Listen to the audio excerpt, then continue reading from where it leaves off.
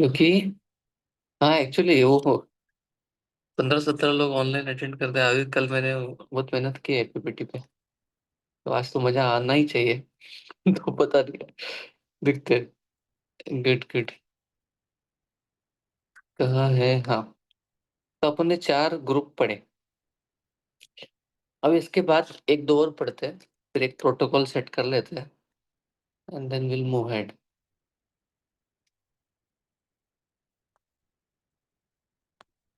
Okay, so I hope you all are able to see this PPT. If yes, say yes. If no, then say no. Yes, you are able to see this PPT. And I hope you are familiar with this arachidonic acid pathway. अरे हाँ कि ना, familiar हो कि नहीं arachidonic acid pathway से? आपने कितनी बार पढ़ा है ये आर्चिडोनिक एसिड पाथवे? हजार बार तो पढ़ा होगा।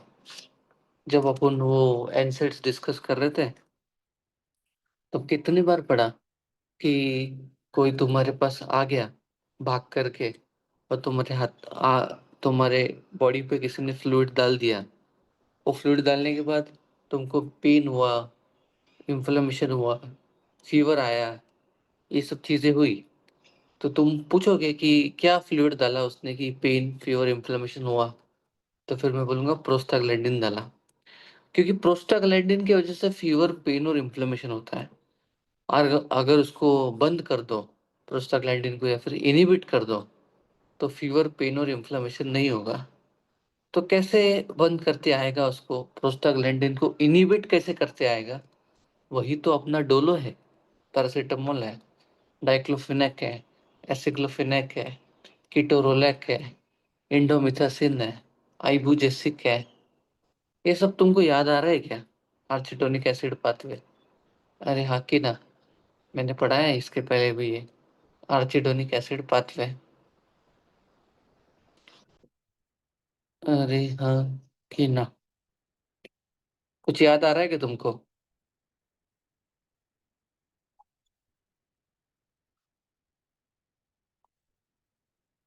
Yes yes, arachidonic acid pathway. तो उसी पाथवे को आज यूज करते हैं अपन। एक तरफ से प्रोस्टाग्लैंडिन है और दूसरी तरफ से ल्यूकोट्राइन्स है। अगर प्रोस्टाग्लैंडिन को तुम इनिबिट कर दो ना, मतलब ये पाथवे को तुम इनिबिट कर दो ना, ये साइड वाले को, तो जनरल बॉडी मैकेनिज्म क्या बोलता है? अगर तुम एक साइड को इनिबिट करते हो, तो दूसरे साइड का है ना, एक सेकंड, दूसरे साइड का जो पाथवे है ना, वो ज्यादा रैपिडली बढ़ता है। जस्ट लाइक अगर तुम एसिडोनिक एसिड में एस्पिरिन या फिर suppose some prostaglandin inhibitor like paracetamol use करते हो, तो जाहिर सी बात है कि वो आर्चिडोनिक एसिड पाथवे को इनहिबिट करने के बाद जो सेकंड वाला है, ल्यूकोट्राइन्स वाला, वो रैपिडली वर्क करेगा। ऑब्वियसली एक को अगर तुम थोड़ा बंद कर दो, तो दूसरा एकदम जबरदस्त वर्क करता है। इसका परफेक्ट एग्जांपल ना अपनी लाइफ से रिलेटेड है, बताने के लिए बोल सकता हूँ। Suppose if there is some issue with your personal life by any reason, you can grow your professional life in a very good way. Even if you don't agree, I have experienced this lot of time. And if your professional life is not good, you can grow your personal life. हाँ, कुछ लोग balance करके चलते हैं, वो अलग है। लेकिन ये तुम कर सकते हो। एक्सट्रीम एक्सट्रीम एक्सट्रीम कुछ हो गया ना पर्सनल लाइफ में, देखना वो प्रोफेशनल लाइफ में बहुत ज्यादा ग्रो करते हैं। जैसे कुछ लोग यूपीएससी क्रैक कर देते हैं without any class and anything, from a small village और समथिंग। तुम्हारे पेरेंट्स उसका एग्जांपल देते होंगे, उसने किया, उसको तो कुछ नहीं मिला, क्या नहीं मिला। ये पेपर वाले भी ऐसे ही लिखते हैं ना किसी के बारे में, ये बहुत महागरीब है भाई, ये इसको तो कुछ ही नहीं मिला, फिर भी इसको मिल गया यूपीएससी। मिलता है, ऐसे ही है।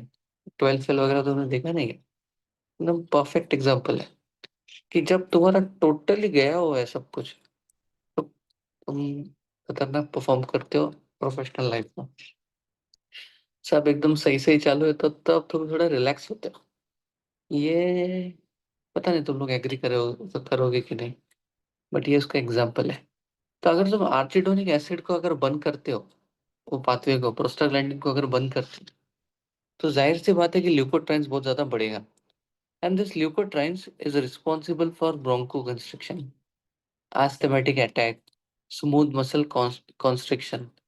तो इससे इतना क्या पता चल रहा है तुमको कि तुम एस्पिरिन के वजह से अस्थमा हो सकता है क्या? हो सकता है। उसको बोलते हैं एस्पिरिन इंड्यूस्ड अस्थमा। क्यों होता है एस्पिरिन इंड्यूस्ड अस्थमा? क्योंकि तुम प्रोस्टाग्लैंडिन को परमानेंटली इनहिबिट कर दिया। अभी क्या होगा? ल्यूकोट्राइन बढ़ेगा, और ल्यूकोट्राइन का तो काम ही है ब्रोंकोस्पाज्म लाना, स्मूथ मसल कंस्ट्रिक्ट करना, एस्थमा अटैक्स लाना। ये सब ल्यूकोट्राइन्स की वजह से है। बट ये क्यों हुआ? क्योंकि तुमने अर्सेटोनिक एसिड के एक पाथवे को बहुत ब्रूटली बंद किया।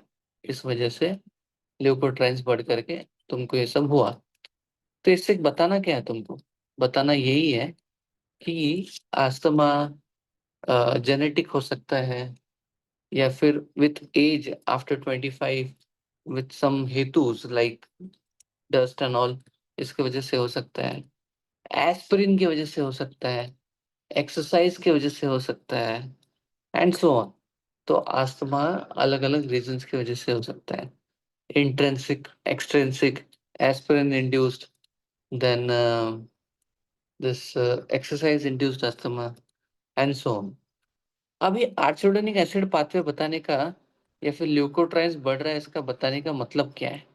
उस सबका बताने का मतलब है ये ड्रग मोंटेकेल्सी। क्या तुमने मोंटेकेल्सी के बारे में सुना है, देखा है, या फिर लिया भी है मोंटेकेल्सी? कितने लोगों ने मोंटेकेल्सी लिया है? यार रिस्पॉन्सेस तो दो। लिया है क्या मोंटेकेल्सी कभी? नहीं लिया? कभी नहीं, किसी ने कुछ, किसी को पता भी नहीं है मोंटेकेल्सी? छी। तो होना चाहिए, होगा भी शायद से। देखो मोंटेकेल्सी ना, ये भी बहुत most of the used, most used drug है। अभी LC is levocetirizine, but Montek is nothing but montelukast. तो मोंटीलुकास्ट जो है ना, ये एक्चुअली क्या है पता है क्या? ये ल्यूकोट्राइन सप्रेसर ड्रग है।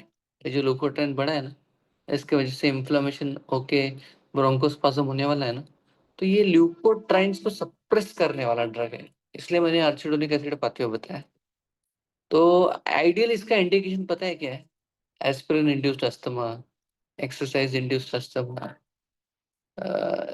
ये सब उसका इंडिकेशंस है। चिल्ड्रन में जनरली हम लोग मॉन्टेलुकास्ट यूज करते हैं। ये कंट्रोलर है कि रिलीवर है?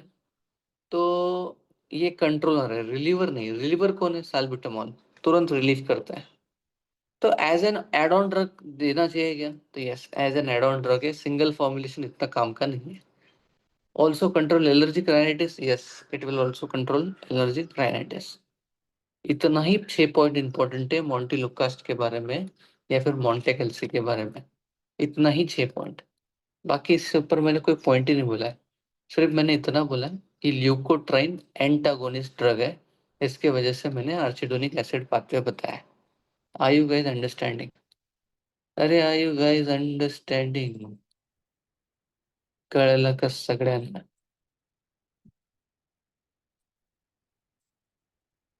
अरे समझ में आ रहा है क्या? हाँ समझ में आ रहा है तुमको, वेरी गुड वेरी गुड। अभी लास्ट तुमको बताता हूँ, एक ड्रग है जिसका नाम है ओमाल्यूजुमैब। मैंने कल बोला था ना कि एलर्जन अगर बॉडी में एंटर होगा तो आईजी एंटीबॉडी बढ़ेगा, और आईजी एंटीबॉडी अगर बढ़ा तो वो मास्ट सेल्स के ऊपर बैठ करके उनको डी ग्रैनुलेट करके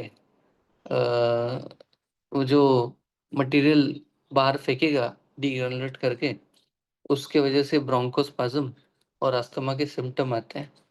तो क्यों ना हम सीधा उसी को ही ब्लॉक कर दें, जो आईजीई मास्ट सेल्स के ऊपर बैठ के आगे का प्रोसेस करने वाला है। यानी कि हम लोग मोनोक्लोनल एंटीबॉडी अगेंस्ट आईजीई दे, तो क्या होगा? कुछ नहीं, मास्ट सेल्स का भी डिग्रैनुलेट होगा ही नहीं। और अगर मास्ट सेल डिग्रैनुलेट नहीं हुआ तो जाहिर सी बात है आगे का प्रोसीजर यानी कि पैथोलॉजी होगी ही नहीं। लेकिन ये सब कैसा होता है? ये सब कॉस्टली अफेयर है, ओमाल्यूजिमैब, है ना। ये मोनोक्लोनल एंटीबॉडी देना, फिर बाद में इसके साइड इफेक्ट्स भी बेयर करना तुमको रूटीन लाइफ में, वो सब कॉस्टली अफेयर है। और वो सब कैसा है कि लास्ट ऑप्शन है। नहीं तो approach goes this way. Step one, अगर अस्थमा का पेशेंट तुम्हारे पास आया, उसको कोई खास सिम्टम नहीं है, स्लीप डिस्टरबेंस भी नहीं है, तब तुम सालबिटामॉल यानी कि बीटा टू अगोनिस्ट, या फिर टर्ब्यूटेलिन यानी कि again beta two agonist initially start कर सकते हो। तो इनहेलेशन जनरली, उससे अगर कंट्रोल नहीं हुआ तो स्टेप टू पे जाओ। स्टेप टू का मतलब क्या होता है कि उसको नाइट सिम्टम्स आने लग गए हैं। और अगर सालबिटामॉल से कंट्रोल नहीं हो रहा है तो कोई ना कोई इनहेलेशन कॉर्टिकोस्टेरॉइड यानी कि ब्यूटासिनॉइड या फिर फ्लूटिकेसोन उसमें ऐड कर दो। फिर बाद में याद रखो कोई साइड इफेक्ट होता नहीं है पंप का। ये जनरली सीरोफ्लो और ये जितना पंप है इसके अंदर यही मैकेनिज्म है कि तुम एक तो बीटा टू अगोनिस्ट और एक स्टेरॉइड यूज करो। अगर उससे भी नहीं हो रहा है कंट्रोल, फिर स्टेप थ्री क्या बोलता है कि स्टेरॉइड का जो इनहेलेशन डोज है, सपोज पहले 200 था, सीरोफ्लो 200 था, तो सीरोफ्लो 400 कर दो, उसका डोसेज बढ़ा दो। अगर उससे भी नहीं हो रहा है तो फिर तुमको लॉन्ग एक्टिंग मस्करनिक एंटागोनिस्ट यानी कि लामा। लामा मतलब क्या कि तुमको ऐसा कोई ड्रग ऐड करना पड़ेगा जो इप्राट्रोपियम टियोट्रोपियम वाला है, जो तुम्हारे बीटा टू अगोनिस्ट के साथ, स्टेरॉइड के साथ और अच्छे से जाए। तो अच्छा, उससे भी कंट्रोल नहीं हुआ, फिर स्टेप 5 क्या बोलता है कि तुम ओरल स्टेरॉइड पे उसको डाल दो, प्रेडनिसोलोन पे। अगर उससे भी कंट्रोल नहीं हुआ तो स्टेप 6 क्या बोलता है, तुम ओमालिजुमैब या फिर मोंटेलुका जैसा ड्रग यूज करो। तो ऐसे स्टेप्स है। अब ये स्टेप्स कैसा है, ये डिपेंड करता है तुम्हारे एक्सपीरियंस पे कि तुमको कब इनहेलेशनल कॉर्टिकोस्टेरॉइड ऐड करना है, कब डिडक्ट करना है, कब निकालना है, कब डालना है। लेकिन जनरल जो है स्टेप्स 1 to 7, ये डेविडसन और हैरिसन के अंदर मेंशन्ड है, तुम पढ़ सकते हो। लेकिन सबसे इम्पोर्टेंट चीज इधर क्या है कि तुमको अगर स्टार्ट करना है अस्थमा का treatment, you should always start with beta two agonist. और उसमें भी क्या, लॉन्ग एक्टिंग में साल्मीटरॉन और शॉर्ट एक्टिंग में salbutamol. So this was asthma. If everyone has understood asthma, tell me, या फिर you can, yes, if everyone has understood, yes understood और नो, कैमरास तो ऑन करो यार, चुपो मत ऐसा। समझ में आया? तुम सारे ड्रग्स लिखो आज एक जगह पे तब तुमको समझेगा। I really appreciate Aastha Aastha, you know the reason, क्योंकि वो बहुत सीरियस है फार्मेक को लेके। उसको बनाना हाइपो और हाइपर का, तुमको एक चार्ट बनाना, एंड शी नोज कि इसका फायदा होगा। देखो उसको एक चार्ट के अंदर सब कुछ हो गया। वैसे तुम सुनो थोड़ा और करते जाओ। अच्छा, तुम मीटिंग में सर को बोलो मेरे को मीटिंग में ज्वाइन करिए। पुष्पेंद्र बाहर खड़ा है क्या? ओके ओके ओके, एक मिनट, रिमूव ऑप्शन आ रहा है। पुष्पेंद्र वेलकम।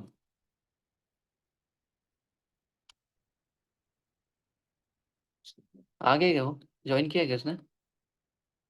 पुष्पेंद्र, क्या हो गया था, इतना लेट क्यों किया तू आज? यस सर, ज्वाइन कर लो। हम्म, वेरी गुड। चलो, पॉइंट पे तुमने टाइम पे ज्वाइन किया। ये तुम लोग आयुर्वेदिक एस्पेक्ट में इंटरेस्टेड हो क्या सब लोग? तो एक बार कैमरा ऑन करो, वो मेरे को समझेगा। तुमको पता है कि कैमरा ऑन करने का मेन रीजन क्या है? कल आस्था ने भी देखा होगा, मैं एक सेकंड में अपने को पता चल जाता है कि इसको नहीं समझ रहा है, तो उसके लिए अपन रिपीट कर सकते हैं। This is the benefit of camera.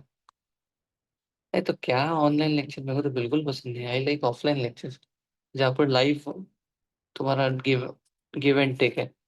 ये ऑनलाइन लेक्चर्स में तुम लोग लेटे हो, सुन रहे हो, कोई पेन लेके, बुक लेके, लैपटॉप लेके अंदर बैठा है, बोल रहा है। वैसे ही बात है फिर वो।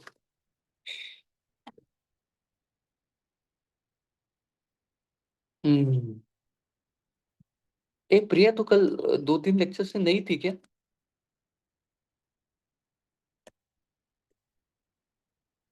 ओ प्रिया।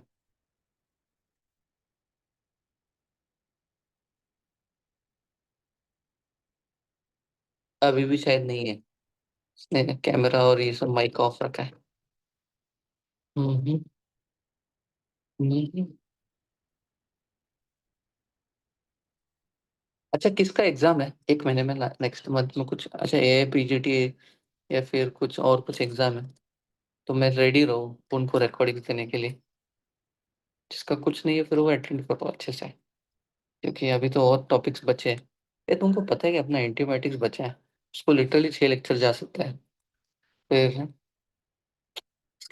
स्किन का 2 प्राइम लेक्चर बचा है। फिर जीआईटी बचा है, उसमें मैं ग्रहणी सिखाऊंगा अच्छे से। आईबीएस और ग्रहणी अच्छा पढ़ाऊंगा मैं, है ना। फिर और क्या बचा है अपना? और क्या बचा है? रेस्पिरेटरी हो गया, जीआईटी, कार्डियो। कार्डियो में हाइपरटेंशन बचा है अभी।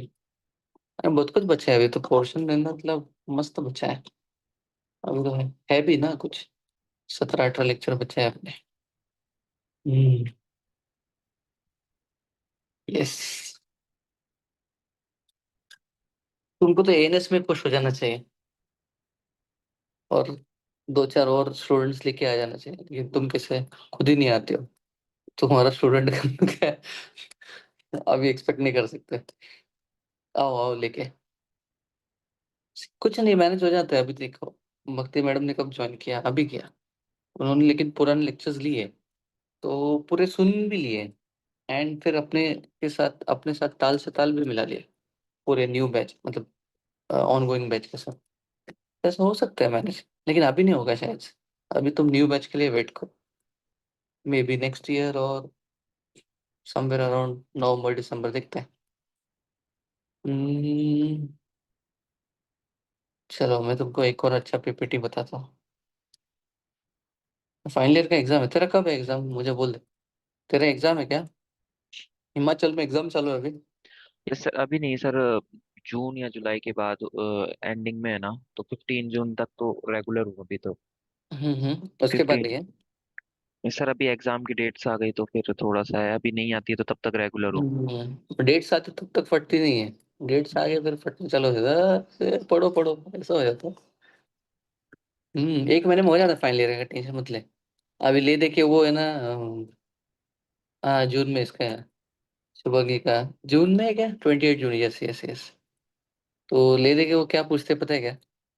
सर्जरी में अपेंडिसाइटिस, वो गॉल ब्लैडर, और एक हाथ कुछ तो ऐसी और पूछने के लिए वो वेरिकोज या फिर सब कुछ पूछ लेंगे।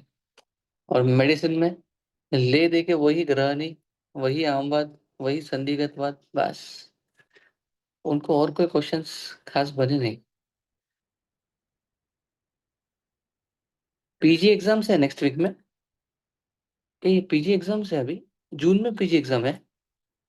एक कब है पीजी फर्स्ट ईयर के?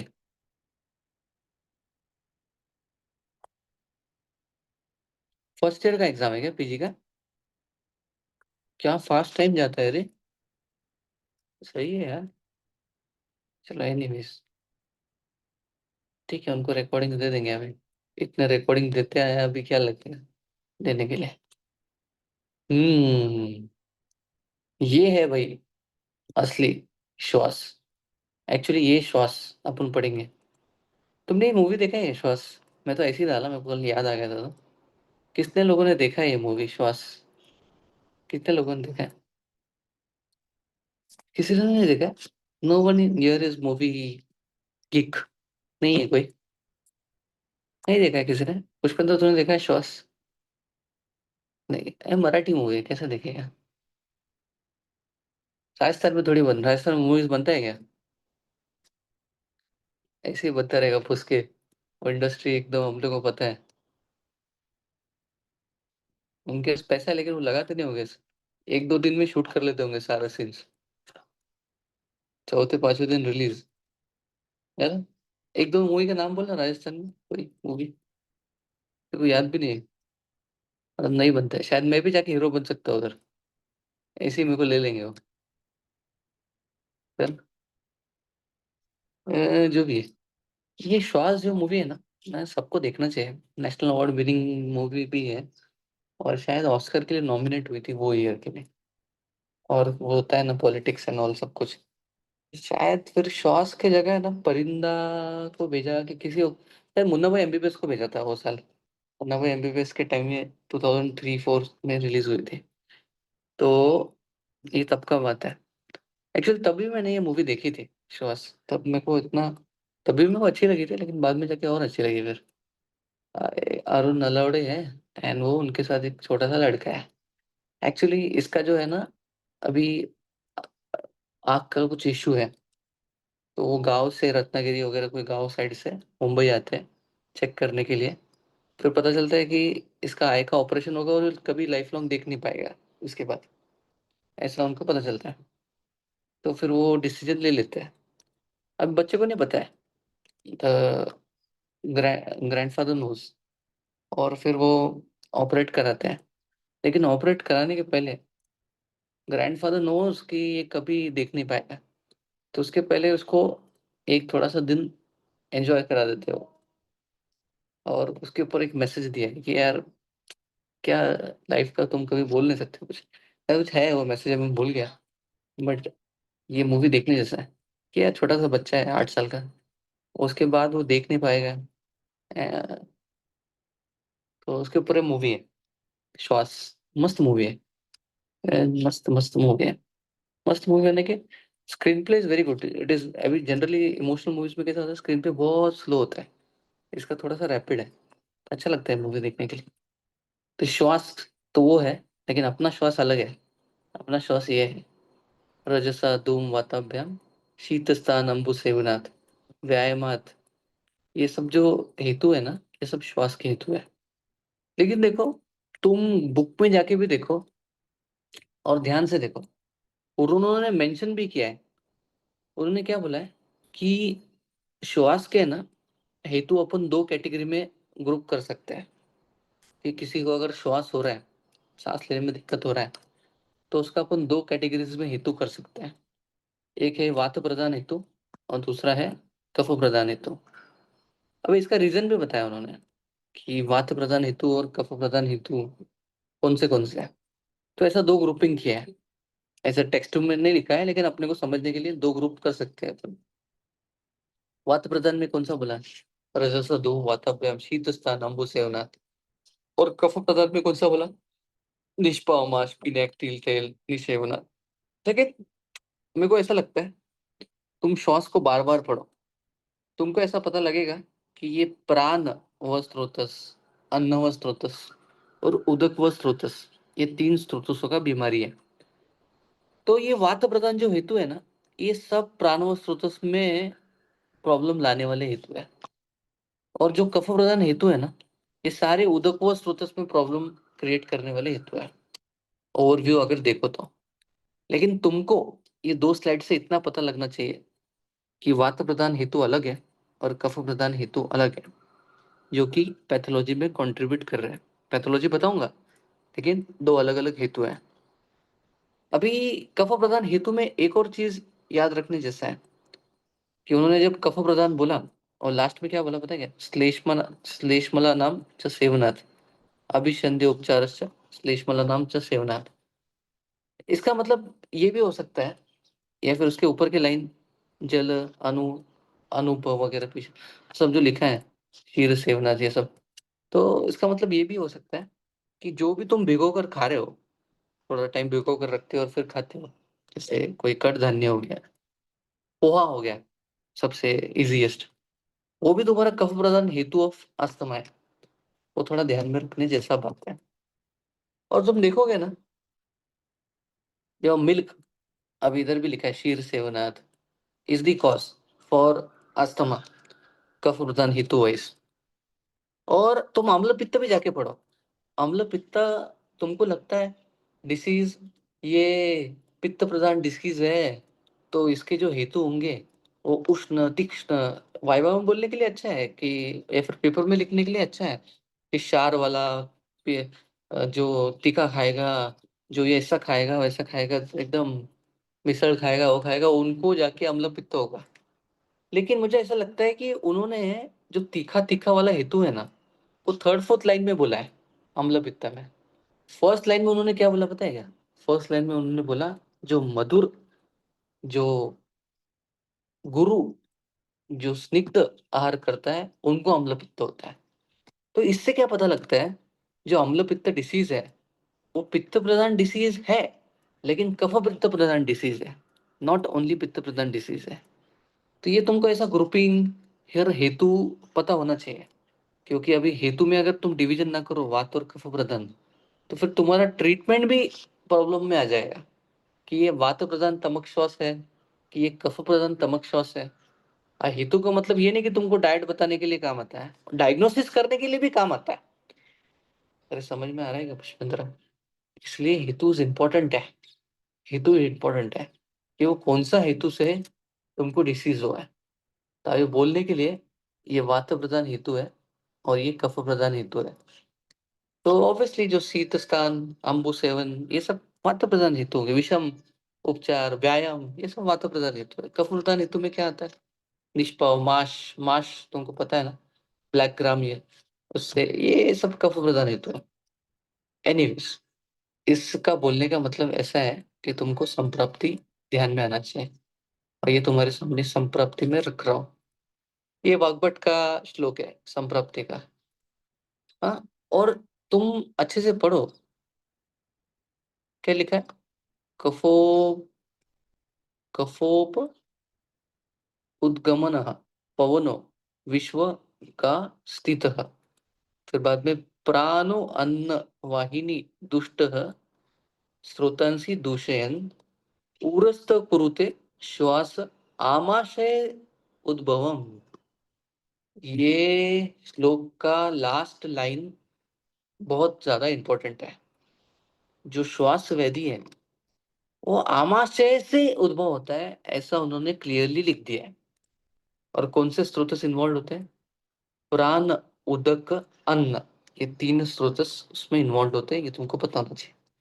किसी को मगअप करने का बिल्कुल जरूरत है ही नहीं, ये इतना सिंपल है। सपोज तुमने ऐसा कोई हेतु लिया जिसके वजह से आम फॉर्म होता है, और वही आम सीधा प्राणव स्रोत में जाकर के बैठ रहा है, तो तुमको श्वास का बीमारी हो गया है। ये सिंपल है, ये सिंपल है। तुमको याद रखने का भी जरूरत नहीं। सिर्फ तुमको पता होना चाहिए कि ये आमाशय उद्भव डिसीज है, आमाशय से होने वाला डिसीज है।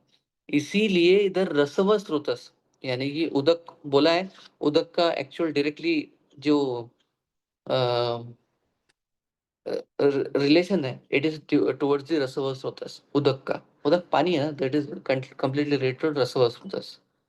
तो प्राण, अन्न, उदक से रिलेटेड तुम्हारा श्वास है, और कंप्लीटली ये आमाशय से उद्भव होता है। ये तुमको ध्यान में रखने जैसा है। अभी तीसरा और मोस्ट इंपॉर्टेंट पॉइंट, जो भी तुमने संप्राप्ति पढ़ी, मुझे ऐसा लगता है ये जो मैं दो स्लाइड्स बता रहा हूँ, ये तमक श्वास का ही संप्राप्ति है। ये तमक श्वास है। तमक श्वास यानी कि तुम्हारा ब्रोंकियल अस्थमा है। अभी ब्रोंकियल अस्थमा तुम कहीं भी पढ़ो, उसमें भी ऑर्थोपनिया लिखा है। तमक श्वास में भी ऑर्थोपनिया लिखा है। ऑर्थोपनिया का मतलब क्या होता है? शयन श्वास पीड़ित आसीनु लभते सौख्यम। अब बैठा है तो कुछ नहीं है, लेटा है तो उसको सांस फूल रहा है। ये तमक श्वास का टिपिकल लक्षण है। और तमक तक को तमक श्वास क्यों बोलते हैं? दो तीन कारण है। एक्चुअली एक दो ही कारण है कि तमो प्रवेश होता है इसके लिए, कि तुमको अंधेरा लग रहा है जब तुम श्वास ले रहे हो। तो ये एक रीजन हो गया। और जनरली ये इवनिंग में बढ़ रहा है, इस वजह से मे भी तमक श्वास बोला होगा। ऐसा दो तीन रीजनिंग उन्होंने दिया है। लेकिन उस सब पे तुम ध्यान मत रखो। सिर्फ इतना याद रखो कि तमक श्वास जो डिसीज है, उसके अंदर वायु बीमारगमन होके जो प्रॉब्लमेटिक या फिर दूषित कफ है या फिर आम है, उसको लेकर के प्राणों स्रोतस पे डाल देता है, और उस वजह से तुमको सांस लेने में तकलीफ होता है। ये सिंपल सा संप्राप्ति इसका है। लेकिन तमक श्वास तुम बार बार पढ़ो, लास्ट लाइन उसका अगेन ज्यादा इंपॉर्टेंट हो जाता है। पता है कौन सा लाइन? कौन सा लाइन पता है क्या? ये कौन सा लाइन है, शायद है ना ये पीपीटी, ये इसके अंदर ये लाइन छुप गया है, क्योंकि पीपीटी अगर लैपटॉप में खोलो तो अच्छे से दिखता है, लेकिन ये इसके अंदर छुप गया है। तो लास्ट लाइन क्या था पता है क्या? लास्ट लाइन ऐसा था, लास्ट लाइन ऐसा था कि जब बादल आए हैं, बारिश हो रहा है, ये सब टाइम में तुमको तमक श्वास का तकलीफ ज्यादा होगा, विच इज ऑब्वियस। वो तो तुमको ब्रोंकियल अस्थमा में भी ये चीज पता है। अभी देखो बारिश आ रहा है, ये तमक श्वास के पेशेंट तुम्हारे प्रैक्टिस में भी बढ़ जाएंगे। एनीवेज, तुमको आयुर्वेदिकली अस्थमा को ट्रीट कैसे करना है, तो मैंने जनरलाइज्ड अप्रोच तुम्हारे सामने अभी रख रहा हूँ। देर इज प्राणव स्रोतस, देर इज अन्नव स्रोतस, देर इज उदक स्रोतस। तो ये तीन पे ही फोकस करके तुम ट्रीटमेंट दो, क्योंकि ऑब्वियसली ये तीनों चीज इन्वॉल्व है, तो तुमको पता होनी चाहिए कि ये तीनों पे ही फोकस रख के ट्रीटमेंट दो। अभी तुमको ऐसा लगता है कि आयुर्वेदा में प्रोटोकॉल नहीं है, सब वीकली मेंशन्ड है, बट अगर कलेक्ट करो ना, तो सबसे बेस्ट प्रोटोकॉल आयुर्वेदा में ही मेंशन्ड है।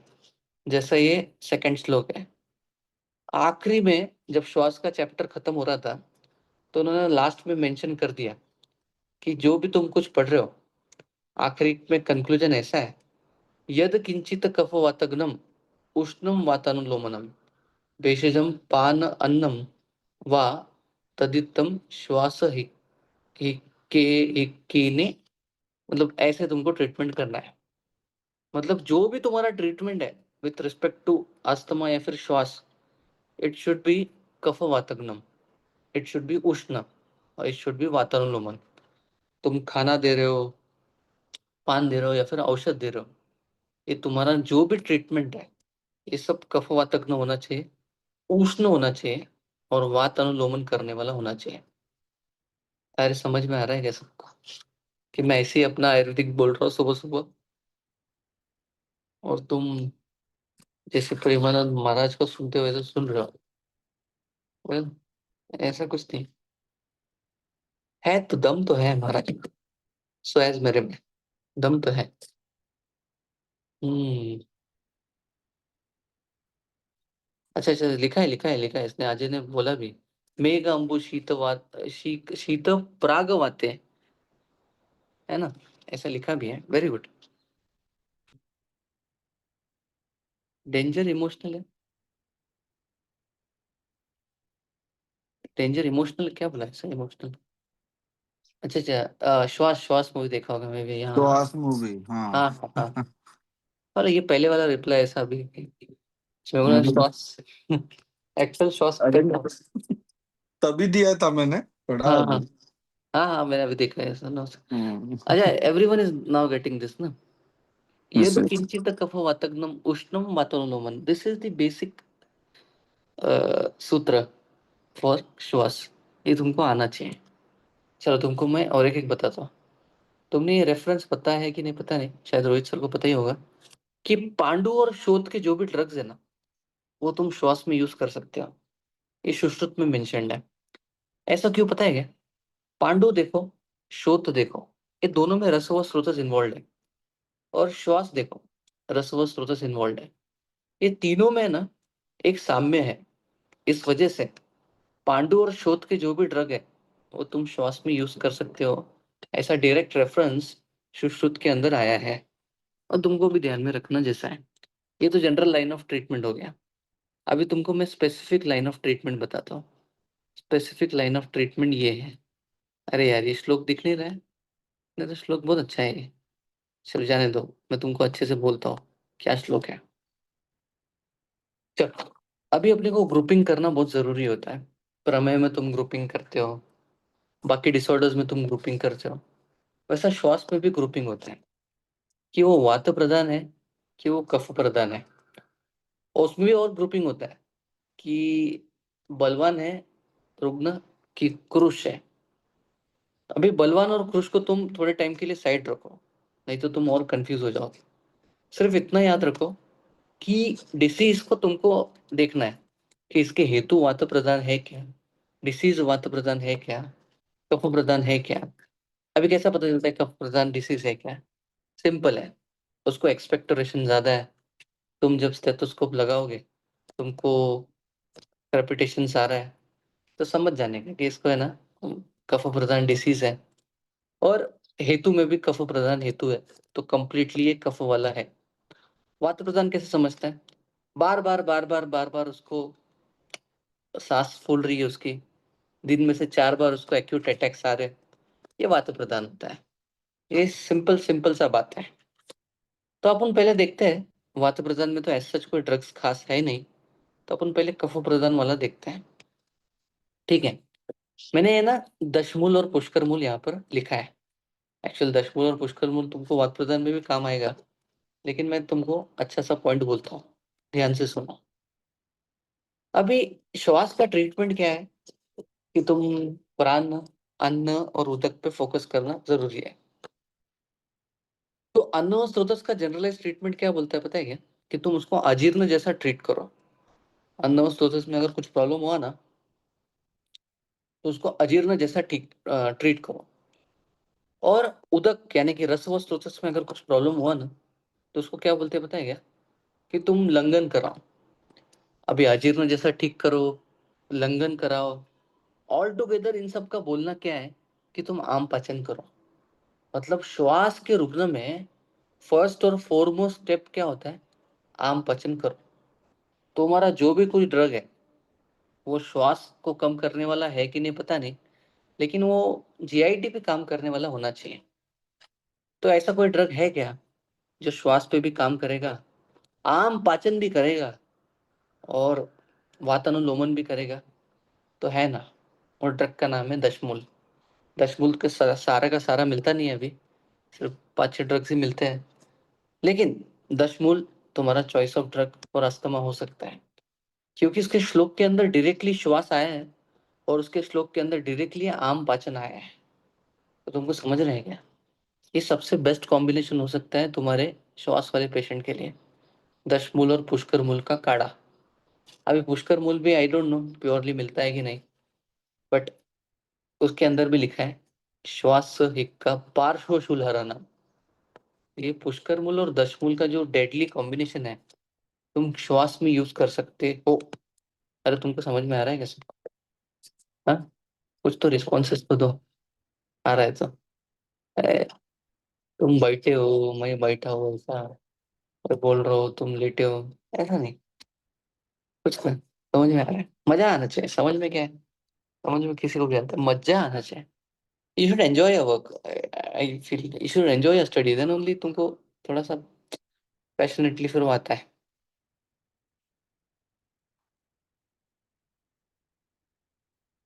ठीक है, अभी तुमको दूसरा ड्रग बताता हूँ, सीतोपलादी। और उसके साथ तुम ताली शादी भी देखो, लेकिन है ना अच्छे से देखो। किसको सीतोपलादी ये ड्रग पता है? बचपन से पता है। मैंने तो ऐसे याद रखा था मेरे फाइनल ईयर में। ख व पिवेदा, मतलब खड़ी साकर, व इज वंशलोचन, पी इज पिपली, वे इज वेलची, दा इज दालचीनी। ऐसे याद रहता था। सीता, वंशलोचन, पिपली, एला, त्वक। तो मेरे को अगर तुम पूछोगे ना कि सीतोपलादी जो ड्रग है, ये साम अवस्था का ड्रग है कि निराम अवस्था का ड्रग है, तो मैं तो बोलूंगा इसको तुम एज अ बल्य पर्पज और निराम अवस्था में ज्यादा यूज करो। तुम बोलोगे यार अभी किसी को भी कुछ हुआ, हम तो पहला प्रिस्क्रिप्शन तो सीतोपलादी लिखते हैं। अगर तुमको ऐसा करना है उसको, तो तुम सीतोपलादी को शुंठी के साथ ऐड करके दे सकते हो। लेकिन सीतोपलादी जो कि राजक्षमा रोग अधिकार में आया है, तो मेरे को ऐसा लगता है ये काइंड ऑफ निराम अवस्था का ड्रग है, क्योंकि खाली खाली इसके अंदर पिपली और त्वक जो है ना वो उष्ण है। बाकी सब देखोगे ना, तो सब शीत वीर्यात्मक ड्रग है, आराम वाले ड्रग है, शांत वाले ड्रग। हाँ, तुमको अगर चाहिए कि कोई साम अवस्था में तुम्हारे लिए काम करे, तो वो तालिश आती है। तालिश उष्ण, मरीच उष्ण, शुंठी उष्ण, पिपली उष्ण, त्वक उष्ण, एला उष्ण, उष्ण ही उष्ण है। तो उसको बैलेंस करने के लिए उन्होंने शर्करा 32 भाग डालना पड़ा उनको। तुमको समझ रहे हैं क्या? ये कल्प का कॉम्बि मतलब कॉम्पोजिशन कैसा होता है। और देखो तालीस के ना श्लोक में भी लिखा है, का श्वास अरुचि तत्चूर्णम दीपनम परम। दीपनम परम क्यों? ऑब्वियसली दीपन क्यों नहीं होगा वो है भाई दीपन, क्योंकि उसके अंदर इतना उष्ण डाला है, क्यों नहीं होगा दीपन वो। लेकिन सीतोपलादी और तालीस आदि में ये डिफरेंशिएशन बहुत ज्यादा इंपॉर्टेंट है। अभी दोनों ही तुम कफ प्रदान तमक श्वास के लिए यूज करोगे, लेकिन तुमको पता होना चाहिए एक निराम अवस्था वाला है और एक साम अवस्था वाला है।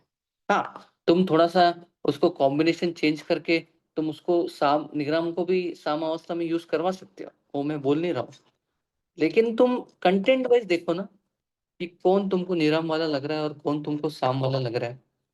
अरे समझ में आ रहा है क्या? सीतोपलादी और तालीशादी, अरे समझ में आ रहा है।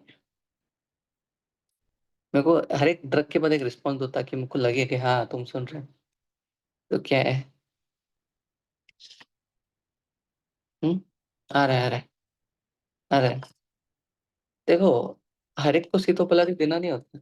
मेरे को क्या है, तुम्हारे पास है ना, वो पेशेंट आते हैं ना, मेरे को मालूम है तुम क्या करते हो। एक्चुअली मैं भी किया हूँ, जब मैं फाइनल ईयर इंटर्नशिप में था ना, ये ठोकम ठाक पूरा। आते बुखार आया, महासुदर्शन, फिर त्रिभुवन कीर्ति भी, और फिर पथ्यादि काढ़ा, भरता था कि कुछ तो लगेगा, कॉम्बिनेशन ट्रीटमेंट। ऐसे सीतोपलादी, ताली शादी, सब ऐसा एकदम ब्लाइंडली ब्लाइंडली नहीं, कंटेंट देखो, सबका रसवीर्य विपाक निकालो, तब तुमको जाके पता चलेगा कि नहीं, कुछ ड्रग थोड़े से जो है वो निराम अवस्था में ही देने जैसे है। अब सीता तुम देखो, मधुर रस है, निराम अवस्था वाला है, थोड़ा सा समझना चाहिए। हम्म, ताली शादी में तो शर्करा को छोड़ के सभी एकदम धनाधर उष्ण है, तो ऑब्वियसली उसको बैलेंस करने के लिए ऐसे बैलेंसिंग बनाते हैं वो लोग। पता है कि सीतोपलादी भी बैलेंसिंग है। तो तुम बोलते हो सीतोपलादी से वो डायबिटीज है, होला कुछ नहीं होता है, बैलेंसिंग है, उन्होंने उष्ण शीत एकदम बैलेंस किया है। सारे जो अपने कल्प है ना, बैलेंसिंग वाला है। तुम है ना रस औषधि जो मेडिसिन है लिटरली, तो उसको भी तुम देखो, उन्होंने बैलेंसिंग बनाया है सब कुछ। ब्रोथवत चिंतामणि को पढ़ोगे तो उन्होंने बैलेंसिंग बनाया है उसको। बाकी रसराज को पढ़ोगे, ये जो भी पढ़ोगे, तो उसको सबको है ना कुछ बैलेंसिंग किया, इसलिए राइट वे ऑफ रीडिंग कल्प क्या होता है कि तुम सारा कंटेंट उसका निकालो, उसका रसवीर्य विपाक निकालो, उसका पेक्युलर पॉइंट निकालो, और देखो तुम्हारे डिसीज के अकॉर्डिंग वो पैथोलॉजी को कैसे ब्रेक कर रहा है। मतलब एक एक कल्प का एक एक ड्रग कैसा ब्रेक कर रहा है, फिर ऑल टुगेदर वो कैसा ब्रेक कर रहा है, फिर कंक्लूजन पे आओ। यही नहीं कि तुमने डायरेक्टली पढ़ लिया ये श्वास के लिए होता है तो देने का, ऐसा नहीं, उसके कंक्लूजन पे आना जरूरी है। अभी नेक्स्ट ड्रग क्या है पता है क्या? हीरो ड्रग है, श्वास कुठार रस। कितने लोगों को पता है श्वास कुठार रस? कंप्लीटली कफ प्रधान तमक श्वास, पारद है, गंधक है, वत्सनाभ है, टंकन है, वनशील है, त्रिकटु है, मरीच है, बाप रे, सब एकदम गरम गरम गरम गरम मामला है इधर। मरीच है, मरीच, मरीच एकदम ज्यादा हीरो ड्रग है उधर। मरीच क्या है? हीरो ड्रग है। अभी श्वास कुठार इनिशियली तुम लोग देखोगे ना, तो आस्थमा का वो ड्रग ऑफ चॉइस है, लेकिन कफ प्रदान का है, वात प्रदान का नहीं है। वात प्रदान का भी ठीक है, तुम मान सकते हो, लेकिन कफ प्रदान का ज्यादा है। पित्त प्रदान में तो उसको सोचना भी मत देने के लिए।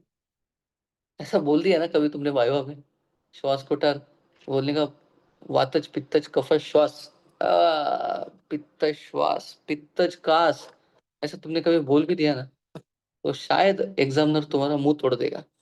अगर वो मुंह नहीं तोड़ा, तो तुम उसका तोड़ना, क्योंकि उसको ही नहीं पता है ये पित्तज कंडीशन में तुम देकर दोगे कैसे। त्रिकटु है भाई, मनशील, टंक, कैसे तुम उसको सोच रहे हो कि इसको मैं पित्तज में दूंगा? कभी नहीं, कभी नहीं।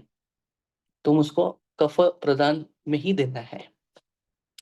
तुमको मैं बोलूं, इसका इंडिकेशन में है ना, श्वास कास मंदो अग्नि ऐसा आया है, मतलब उसके इंडिकेशन में मंदो अग्नि लिखा है। मतलब तुम देखो ये श्वास कुठार कितना परिपूर्ण ड्रग है कि वो मंद अग्नि पे भी काम कर रहा है, यानी कि आम का पचन भी कर रहा है, और बाद में वो कफ का शमन भी कर रहा है। वात का अनुलोमन भी कर रहा है। अरे ये तुम्हारा ये यत किंचित कफवातग्नम उष्णम वातानुलोम ये परफेक्टली बैठता है कि नहीं श्वास कुठार, इसलिए तुम श्वास कुठार बार बार लिखते हो।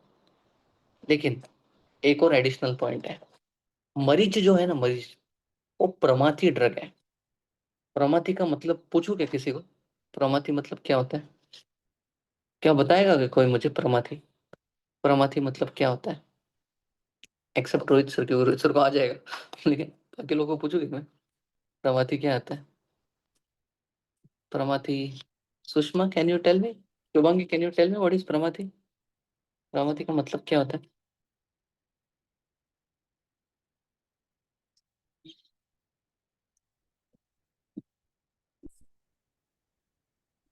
Can you tell me what is प्रमाथी? बोलो तो, माइक ऑन करके। सुषमा तुमको पता है कि नहीं? हाँ या ना बोल दो बस, नहीं तो नहीं, आगे बढ़ने का। क्या तुमको पता है प्रमाथी मतलब क्या होता है? उसका एक्चुअल मतलब सुनोगे ना तो तुम थोड़ा सा हिल जाओगे। फिर तुमको पता चलेगा तुम्हारा लघु मालिनी कैसा काम कर रहा है। फिर तुमको पता चलेगा तुम्हारा श्वास कोठार कैसा काम कर रहा है। देखो, लघु मालिनी में तो मरीज है, श्वास कोठार में भी तो मरीज है, लेकिन दोनों अलग है। श्वास के लिए दोनों यूज होते हैं, लेकिन थोड़े दोनों अलग है, दोनों अलग है। ये बोलो तो, बोलो तो, कोई बोलेगा? बोलेगा? मैं बोलता हूँ चलो। प्रमाथी का मतलब ऐसा होता है कि वो मरीज स्रोतों में जाकर उधर का फ्लो रेगुलेट करता है, लिटरली वो फ्लो रेगुलेट करता है। ठीक है, तो ये जो प्रमाथी एक्शन है वो तुम्हारे श्वास के लिए बहुत ज्यादा काम का है। क्योंकि अगर ऑब्स्ट्रक्शन की वजह से प्राण वायु, कई तो ऑब्स्ट्रक्शन के वजह से, कफ के कारण जो ऑब्स्ट्रक्शन हुआ है उसकी वजह से बीमार गमन हो गया, तो तुमको श्वास जैसा बीमारी या फिर सिम्टम होगा। लेकिन अगर मैं उसको फोड़ करके निकलूं और मेरा प्राण वायु का डायरेक्शन एकदम प्रॉपर है, तो फिर क्या है, मेरे को श्वास जैसा सिम्टम नहीं होगा। तो श्वास कुठार जो ड्रग है ना, मुझे ऐसा लगता है परिपूर्ण ड्रग है, लेकिन वो कफवात वाला ही ड्रग है। वो तुम बाकी कंडीशन में, इवन वातज कंडीशन में भी तुम इतना यूज मत करो उसको, तुम कफज कंडीशन में ही उसको यूज करो। चलो नेक्स्ट मैं बोलता हूँ, ये मेरा फेवरेट है, समीर पन्ना। अभी सोमल के 3 कल्प आए हैं। सोमल जो ड्रग है उसके 3 कल्प है। एक हो गया मल सिंदूर, दूसरा हो गया पंचसूत, और तीसरा हो गया समीर पन्ना। पंचसूत एकदम अपर पे आता है, फिर उसके बाद में मल सिंदूर आता है, और फिर तीसरा समीर पन्नग आता है। तीनों के कंपैरिजन में देखो ना, तो समीर पन्नग सबसे तीक्ष्णत्व में कम है, पंचसूत बहुत ज्यादा है। तो अगर तुमको पंचसूत यूज करना है, इसका मतलब क्या है कि वहां पर बहुत मैसिव प्लूरल इफ्यूजन है, और तुम पंचसूत यूज कर रहे हो। यूज करना ही पड़ेगा तुमको, मल सिंदूर यूज करना ही पड़ेगा। लेकिन माइल्ड कंडीशंस में, या फिर कफोवातज माइल्ड कंडीशंस में, तुमको समीर पन्नग यूज करना मांगता है। अभी समीर पन्नग से रिलेटेड मैं तुमको मेरे थियरीज और मेरे एक्सपीरियंसेस बताता हूँ। एक पेशेंट थी, उसका नाम भी सीता राठौड़ है। मैं ना उसको हर बार पुड़ी बना करके देता था, और वो एक्यूट एक्सर्सिबेशन में आती थी। पूरा चेस्ट उसका विजेस से भरा रहता था, पूरा चेस्ट उसका एकदम प्रॉपर विजेस से भरा रहता था। उसको बलगम आता है, खांसी आता है, कंप्लीटली कफ प्रदान तमक श्वास वाली केस है वो, और बारिश में उसका बढ़ जाता है, जैसा लिखा भी है तमक श्वास में। तो उसको मैं ओपीडी लेवल पे ट्रीट कर रहा था। एक दिन वो बहुत ज़्यादा तकलीफ हुई, हमारे भी बेड खाली थे फीमेल के। मैंने उसको बोला, ए तो एडमिट होती क्या? तो वो बोली हाँ होती। फिर बाद में बोली मैं रिलेटिव्स नहीं लाऊंगी, हमें हम लोग ने एडमिट कर दिया। बोला रिलेटिव्स के बिना हम लोग करते नहीं है, एक तो आप 60 अबव हो, तो कैसे करें? बोले मैं तो नहीं करूंगी, लाऊंगी ही नहीं रिलेटिव्स, तुमको जो करना है करो। वो थोड़ा कलेश पे आ गई। बोला अभी क्या करें, एडमिशन भी चाहिए और रिलेटिव्स भी नहीं है। तो हमने रिलेटिव्स को फ़ोन लगाया, और उन्होंने भी हमको घुमाया, और लिटरली ऐसा 2 दिन हो गया कि वो भी हमको देख के हंसती थी, नहीं आए रिलेटिव्स। बट हमको ऐसा था यार कैसे इसको रखे, क्योंकि ना इसको हम लोग नेबुलाइज कर रहे थे, ना इसको हम लोग कोई एलोपैथी ड्रग दे रहे थे, कंप्लीटली इसका आयुर्वेदिक मेडिसिन पे चालू था। पता है क्या अपना नेबुलाइजेशन क्या है? स्नेह स्वेदन। सिंपल सा बात है। अगर तुम तिल तेल में सैंधव डाल के स्नेहन करते हो और फिर नाड़ी स्वेद देते हो, तो it is as good as bronchodilation और as good as nebulization. I tell you. आखिरी में तुमको ब्रोंकोडायलेशन ही करना है ना, तो इससे हो रहा है ना ब्रोंकोडायलेशन स्नेहन स्वेदन से। तो हम उसको है ना रोज स्नेहन स्वेदन दिन में 3 बार करते थे, उसको करने बोलते थे। और दूसरा उसको ड्रग दिया था मैंने, समीर पन्नग। समीर पन्नग, श्वास कुठार, फिर बाद में अपना और एक शायद मैंने ड्रग डाला था, आई डोंट रिमेम्बर। ऐसे ही कफ प्रदान दारू हरिद्रा या फिर विभेदक ऐसे ही डाला होगा, जो कि कफ के लिए यूज हो। तो ऐसा सब ड्रग डाला मैंने और उसको पुड़ी बना करके दिया। शायद ताली शादी डाला था, आई रिमेम्बर। तो इफ ताली शादी डाला था मैंने, ठीक है। और उसको पुड़ी बना करके दिया। और तुमको पता है ना प्राणो स्रोतस में मुंह औषध देना पड़ता है। तो मैंने उसको मुंह औषध दिया, मतलब दिन का 4 पुड़ी। अभी डोसेज समीर पन्नग का तुम देखो ना, तुम 20-30 मिलीग्राम पर डे यूज करो, पर डे। तुमको मैं एंड में ना एक कुछ इंस्ट्रूमेंट बताता हूँ, उससे ही तुमको मेजर करना है और उससे तुमको देना है। तो मैंने ना ऐसा 20-30 मिलीग्राम पर डे यूज किया, कफ प्रदान था। और वो बाकी भी ड्रग्स यूज किया। हमारे पास एक श्वासार कषाय है, तुमको कंटेंट भेजता हूँ मैं, कंप्लीटली कफो डोमिनेंट तमक श्वास के लिए अच्छा है। तो 7 डेज के बाद उसके वीजेस कंप्लीटली चले गए। तो ये मैजिक होता है अगर तुम राइट चॉइस करो तो। और उसका रिलीफ इतना जबरदस्त था कि क्या बोलूं। लेकिन वो फिर भी बीच बीच में आती थी मेरे पास, कि उसको श्वास का तकलीफ होता तो मेरे पास आती थी। तो जब नहीं आती तो मैं उसको उससे जोक भी करता था कि मेरे को लगा आप निकल लिए ऊपर। तो बोले हाँ वही उधर ही जाना बच्चा है। बोलती बहू बहुत तकलीफ देती है इसलिए मैं एडमिट हो जाती हूँ बार बार। वो बोलती भी थी मुझे। लेकिन अभी वो एकदम रिलैक्स्ड है। और ये बारिश में शी इज ओके। उसके साथ साथ मैं तुमको बोलता हूँ, बारिश आने के पहले ही, बसंत ऋतु में बोलो या फिर बारिश के टाइम पे बोलो, तुम ना वमन करा लो, उनका वमन करा लो अगर कफ प्रदान है तो।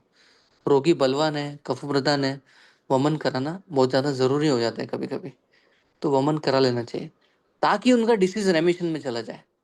रेमिशन is a phase when disease goes to sleep for some time, but by woman like panchakarma procedures that disease won't relapse for 1 year or 2 years। ये एक्सपीरियंस भी किया है पुधार में। हम लोग ने तो वासंतिक में भी वमन कराया और फिर बाद में इसमें भी वमन कराई है ना बारिश में। सद्य वमन भी बहुत बार कराया है। तो ऐसा कराना जरूरी होता है। लेकिन समीर पन्नग अल्टीमेटली तुमको बोलना है तो इट इज कफवात शामक। ये सोमल का कल्प है। तीक्ष्णत्व कंपैरेटिवली इसमें कम है, लेकिन तुम कफवात शामक इसको यूज कर सकते हो। और भी इंडिकेशन है समीर पन्नग का, ऐसा नहीं कि एक ही इंडिकेशन हो गया। उसका है ना उर्दू जत्रु, उर्दू बोलता हूँ सॉरी, रेस्पिरेटरी तक उसका इंडिकेशन बहुत अच्छा है। रेस्पिरेटरी सिस्टम तक उसका मस्त इंडिकेशन है। और दूसरा इंडिकेशन पता है क्या? अगर जॉइंट सोलन है, उधर कफ और आर्म डोमिनेंट पैथोलॉजी है, तो तुम समीर पन्नग दे सकते हो, क्योंकि समीर पन्नग आम पाचक भी है। तुम देखोगे तो। और तीसरा पता है क्या क्या, कि समीर पन्नग तुम तब दो जब जब वात है ना विमार्गमन हुआ है due to some obstruction, like कफोराम। तो ये तो अस्थमा तो पैथोलॉजी वैसे ही है ना, कि कफ की वजह से वायु विमार्गमन होके प्रॉब्लम क्रिएट कर रहा है। तो तुमको अस्थमा में देना ही चाहिए समीर पन्नग जैसा ड्रग। और चौथा इंपॉर्टेंट सबसे, मैंने एक्सीडेंटली ना अर्टिकेरिया में यूज किया था इनिशियल डेज में। तो मेरा फर्स्ट एक्चुअली भस्म जो यूज करने आया ना, वो समीर पन्नग से चालू किया था। अभी मैं समीर पन्नग की बड़ी बड़ी बातें रोहित सर के सामने कर रहा हूँ, सर प्रिपेयर भी करते हैं समीर पन्नग को।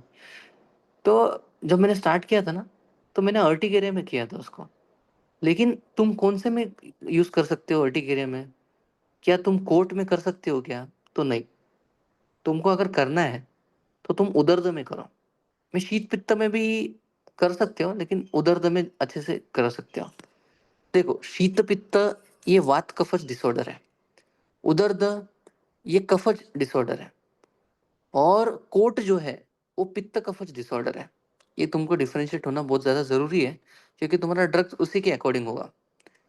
तो अगर किसी को उदर्द है तो तुम समीर पन्नग एकदम लिबरली यूज करो, तुमको जल्दी रिजल्ट आएगा। 7 7 डेज में मैंने देखा है कि अर्टिकेरिया में रिलीफ होता है। दूसरा एक ड्रग है अर्टिकेरिया को रिलीफ देने के लिए, जो रेजिस्टेंट अर्टिकेरिया के केसेस है ना। मैं ऐसा शीत पित्त उदर तो नहीं बोल रहा हूँ ये बड़ा। रेजिस्टेंट अर्टिकेरिया मतलब क्या है? जिसका इचिंग कम ही नहीं हो रहा है, जो पागल हो गया है खुजली कर करके, तो उनके लिए यशद भस्म है। यशद भस्म तुम सीधा 70 80 मिलीग्राम तक जाओ। नहीं तो यूजुअली तुम 30 40 मिलीग्राम ही यूज़ करना चाहिए, बट तुम 70 80 मिलीग्राम पर डे तक जाओ। 7 डेज का उसको पुड़ी बना करके दो, और फिर मैजिक देखो। ये शत भस्म। कहाँ से कहाँ चला गया अपना टॉपिक। समीर पन्ना, कफोवात शामक। अभी उसका नेक्स्ट। वाओ, ये तो मेरे को बहुत पसंद है, रस सिंदूर। पहले तो ये समझो कि रस सिंदूर जो ड्रग है ना, उसको तुम लिबरली तुम कहीं भी यूज कर सकते हो। एक्चुअली क्यों पता है क्या? ये परम योगवाई है पहले तो। उसका मतलब क्या होता है? तुम जिसके साथ दोगे उसका आकार वो ले लेगा। नॉर्मल भाषा में बोलूँ तो रस सिंदूर जैसा इफेक्टिव ड्रग है ही नहीं। तुम चाहते हो ना तुम्हारा ड्रग्स जल्दी काम करे, थोड़ा सा 10 मिलीग्राम रस सिंदूर उसमें डाल दो, जबरदस्त काम करेगा। अब मैंने बोल दिया इसमें सब में रस सिंदूर डालने का जरूरत नहीं पड़ता है। ऑलरेडी सारे जो भस्म होते हैं वो सूक्ष्म स्रोतोगामी ही होते हैं, इसलिए वो भस्म है। भस्म क्या तुम्हारे रस वीर्य रस से काम करते हैं क्या? नो, वो वीर्य से काम करते हैं। उनको अग्नि की अपेक्षा होती है कि नो, वो डायरेक्टली जाते हैं धातु अग्नि पे काम करते हैं, अपना काम करके निकल लेते हैं। इसलिए वो फास्ट एक्शन है। 15th 16th सेंचुरी पे जो इवोल्यूशन हुआ है ना रस औषधि का, वो जबरदस्त है। वो थोड़ा सा पढ़ने जैसा ही है। हाँ, रस सिंदूर का बात आया है तो बोलता हूँ। अभी रस सिंदूर को ना मैंने श्वास में तो यूज किया ही है। तमक श्वास में यूज किया है क्या? बहुत कम बार। तमक श्वास बहुत ज्यादा कफ प्रदान है, तो भी मेरा श्वास कोटा समीर पन्ना की सबसे काम हो जाता है। रस सिंदूर का काम तब पड़ता है जब श्वास is due to pneumonia, pleural effusion, ऐसे सब कंडीशंस, मतलब कफ का plus plus plus plus plus है, तब तुमको रस सिंदूर का काम पड़ता है। एक लाइन बहुत ज्यादा इंटरेस्टिंग है, इसलिए मैंने उसमें ऐड किया है कि रस सिंदूर जो ड्रग है ना, इट डज नियमन ऑफ 5 वायुस। ऑल दी 5 वायुस का नियमन कौन करता है? तो रस सिंदूर करता है। और श्वास के लिए तुमको अगर रस सिंदूर यूज करना है तो रस तरंगिनी के आमयिक प्रयोग में आया है। विवितक क्वाथ या फिर वासा स्वरस के साथ तुम उसको श्वास में दे सकते हो। अंकिता अंकिता अगर है तो वो सुन रही है तो वो बोल सकती है रस सिंदूर राइट है कि रॉन्ग है। और नियमन ऑफ 5 वायुस का मतलब क्या होता है? तुम्हारा प्राण वायु का भी नियमन कर रहा है। और तुमको पता है स्ट्रोक में उधर भी प्राण वायु इन्वॉल्व होता है। तो बृहत्वा चिंतामणि में रस सिंदूर डाला है ना? डाला है कि नहीं? क्यों डाला है? क्योंकि वो 5 वायु का नियमन कर रहा है, उसमें से प्राण वायु सबसे इंपॉर्टेंट है। अरे समझ में आ रहा है क्या सबको? ये ये पॉइंट्स होते हैं, रस सिंदूर वगैरह सब कुछ, ये ऐसे सब पॉइंट्स होते हैं। चल, रस सिंदूर के बारे में सबको समझा? चलो आगे बढ़ता हूँ। तुमको समझ रहा है क्या? नहीं तो मैं अपना बोले जा रहा हूँ, तुम अपना थोड़ा सा 1 सेकंड के लिए शेयरिंग स्टॉप करता हूँ, तुमको थोड़ा सा पूछता हूँ, है ना? कहाँ है तुम? कैमरा तो ऑन करो। तुम तो निकल लिए क्या?